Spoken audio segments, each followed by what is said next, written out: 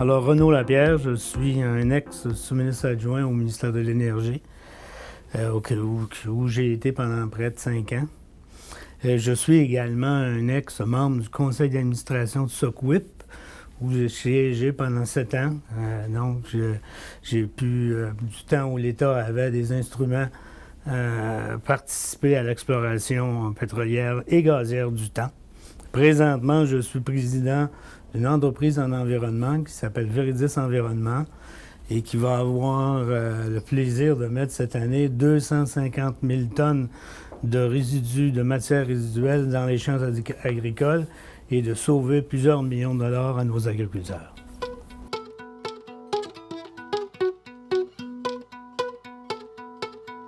La dure réalité de la politique, c'est que autant pour les mines que pour les hydrocarbures, les jobs que ça peut générer, les jobs que ça génère, ou le passage qui est requis entre une économie où l'électricité aura une place importante dans le transport et aujourd'hui, va durer encore plusieurs années.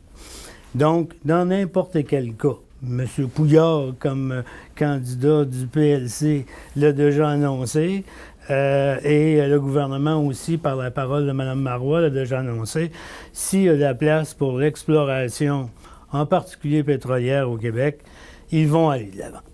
Dans le cas des libéraux, on dit même pour l'exploitation du gaz de schiste.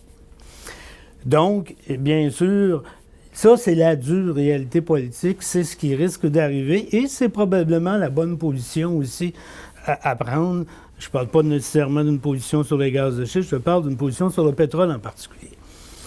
Pourquoi? Parce que ce passage-là, effectivement, pourrait permettre de nous amener à la transformation du système de transport au secteur électrique. Actuellement, là, c'est tout près de 13 milliards de dollars de déficit commercial que génère l'achat du pétrole au Québec. Alors ça, c'est une ponction absolument invraisemblable sur l'économie. Et cette ponction-là, si on peut en inviter un bout, je pense que ce serait à l'intérêt de tous les Québécois. Ceci étant dit, il ne faut pas faire ça n'importe comment. Il faut s'assurer que ce soit fait correctement. Elle n'existe pas pour le moment. Elle est annoncée par le Parti québécois, mais la vision d'ensemble de cette stratégie-là de développement là, d'une filière électrique dans le transport, elle est possible, mais elle n'a pas été définie de façon globale. Il faut être réaliste, là. Même si on avait la meilleure filière au monde, puis on a des atouts formidables pour la mettre en œuvre, il resterait que c'est une transformation d'un parc qui va prendre 20-25 ans. Le parc d'automobiles, là, on ne se mettra pas à faire des automobiles au Québec hybrides. Là. On va pouvoir faire des morceaux d'un batterie, on pourra faire des morceaux des moteurs roues, on pourrait construire des autobus électriques, mais on ne fera pas tout ça. Là. Donc, pendant cette période-là, il faut s'attaquer à notre déficit commercial. Il faut s'attaquer intelligemment à ça pour réduire la consommation de pétrole dans le transport. Oui, absolument, il faut une nouvelle politique. Non seulement il faut une nouvelle politique, mais il faut une politique d'ensemble. Il faut qu'on puisse à la fois avoir une stratégie appropriée sur cette période de passage-là où peut-être nos ressources pétrolières pourraient nous être utiles et une transformation, comme je viens de vous le dire, vers le transport électrique.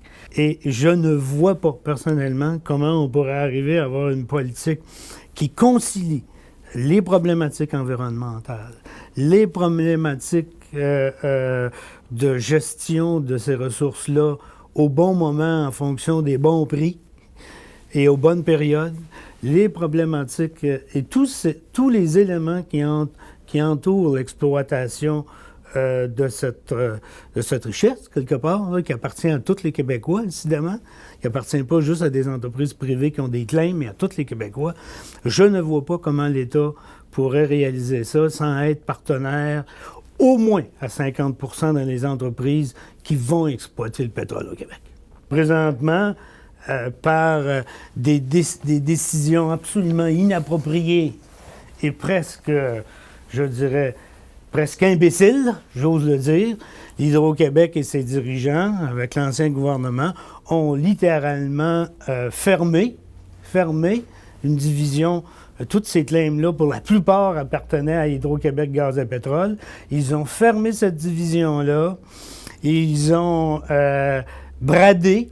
On ne sait même pas encore aujourd'hui. On connaît le contrat en ce qui concerne l'exploration dans le fleuve. On ne connaît pas le contrat en ce qui concerne Petrolia et particulièrement les Lanticosti. Mais on est en bon droit de penser qu'ils ont à peu près bradé ces droits-là. Et à mon avis, il faut revenir en arrière, on n'a pas le choix, et rebâtir l'expertise québécoise là-dedans. Si l'État est à 50 dans le projet, bien, les redevances seront en conséquence. Si l'État n'est pas du tout là-dedans, bien là, je crois qu'il va falloir qu'au moins 50 redevances plus impôts donne ce qui sort comme profit de ces exploitations-là.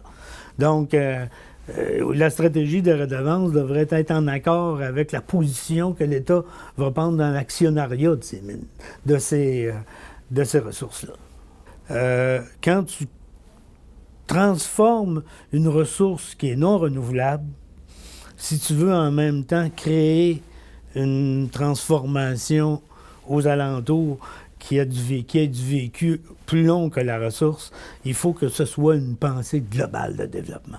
Alors, s'il y a un endroit où l'État a un rôle à jouer là-dedans, c'est bien ça. C'est d'être clairement positionné là-dedans. Le problème, un matin, c'est que l'État n'a plus d'expérience. Hein, on a détruit l'expérience de SOQUIP, de SOCAM, de Rexford, de toutes les sociétés d'État qu'on avait, d'Hydro-Québec, Gaz et Pétrole. Et il faut rebâtir cette expérience-là, c'est capital, et rapidement. Sinon, on va, encore une fois, négocier comme des ticounes avec les grandes entreprises. Dans ma stratégie de vision globale, il fallait mettre sur pied un fonds de développement, un fonds de financement de ces opérations-là. Parce que si l'État s'implique dans le lithium puis dans le pétrole, tout ça, elle peut mettre une certaine mise de fonds dans le fonds. Il faut que la caisse pote, il faut que le fonds de solidarité pote. Mais moi, je faisais ce qu'on appelait un crédit d'impôt, un peu comme le fonds de solidarité, pour les citoyens, pour qu'ils potent dans le fonds. OK? De façon à ce que les citoyens du Québec participent à cette aventure-là. C'est dans toutes ces aventures-là, actuellement, là, le timing est fondamental. Or, le timing, c'est les entreprises privées qui le prennent. Ils ne le prennent pas en fonction de quand ça va donner la meilleure redevance pour la collectivité. Ils le prennent en fonction de quand les autres peuvent faire le profit. Point. C'est fondamental, la question du timing. Et pour la question du timing, il faut que les temps soient là. Puis, assez fort. Il faut que tu sois sur les conseils d'administration pour être capable de vraiment influencer l'orientation. Tu fais pas ça, là, avec une stratégie de redevance. Le problème de ce noyau-là, c'est pas leur réflexion. C'est que leur réflexion découle tout le temps du fait que la société de consommation, c'est pas la bonne société, puis on s'en va dans les murs. Bon. Ils ont raison. Je suis d'accord avec ça. Mais tu ne peux pas bâtir une économie d'un coup en t'associant à des positions environnementales puis pas faire de transition. Ça ne marche pas. Fait que c'est là où, évidemment, on a pas un clash, là, mais moi, je considère que j'ai une vision très collective. Je pense pas à mon profit là-dedans. Hein.